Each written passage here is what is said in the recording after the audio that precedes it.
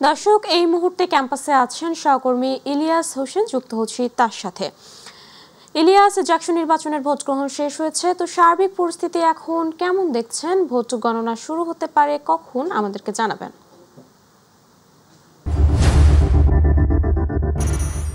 ওমামা, আপনাকে ধন্যবাদ। আমরা এখন রয়েছি জাহাঙ্গীরনগরের প্রীতিলতা হলের সামনে। আপনি জানেন যে দীর্ঘ ৩৩ বছরের পরে জাহাঙ্গীরনগর বিশ্ববিদ্যালয়ের ছাত্র সংসদ ডাকসু ছাত্র সংসদ নির্বাচন অনুষ্ঠিত হচ্ছে। সকাল ৮টা বাজে ভোট গ্রহণ শুরু হয়, বিকেল ৫টা পর্যন্ত ভোট সকাল ৯টা বাজে, যদিও ৮টা বাজে হওয়ার কথা থাকলেও সকাল ৯টা থেকে ভোট গ্রহণ শুরু হয়। এদিকে সেই ভোট গ্রহণ বিকেল ৫টা পর্যন্ত চলে। এদিকে সারাদিন শান্তিপূর্ণভাবে ভোট গ্রহণ অনুষ্ঠিত হলেও অভিযোগ রয়েছে পাল্টাপাল্টি অভিযোগ।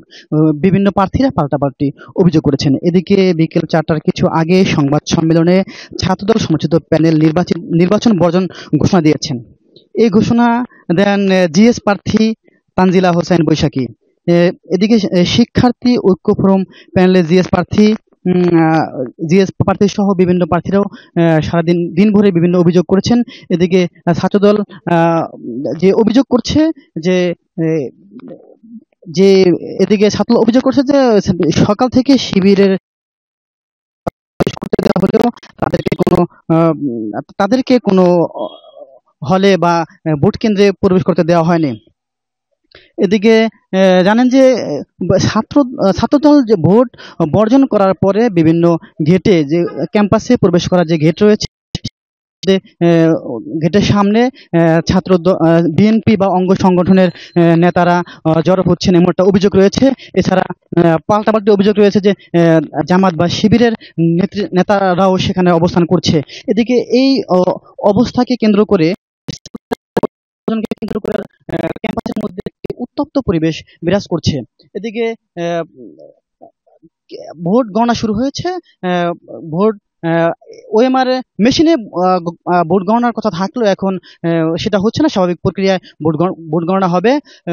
এখন আমরা রয়েছি প্রীতিলতা হলের সামনে। এখন এদিকে যে মেয়েদের যে কটি হল রয়েছে, এদিকে শান্তিপূর্ণ পরিবেশ রয়েছে, তেমন কোনো অপ্রীতিকর ঘটনা ঘটেনি। কিন্তু আমরা যেটা জানতে পেরেছি যে প্রত্যেকটা গেটে গেটে ছাত্রদল বা বিএনপির অঙ্গ সংগঠনের নেতারা অবস্থান নিচ্ছেন, জড়ো হচ্ছেন। এ নিয়ে কিন্তু আমাদের যেটা জানিয়েছেন অন্যান্য প্রার্থীরা, যে উত্তপ্ত পরিবেশ বিরাজ করছে এবং একটি শঙ্কা রয়েছে যে এদিকে শিক্ষার্থীরা আমাদের যেটা জানিয়েছেন যে ক্যাম্পাসে গণতান্ত্রিক ধারা অব্যাহত রাখার জন্য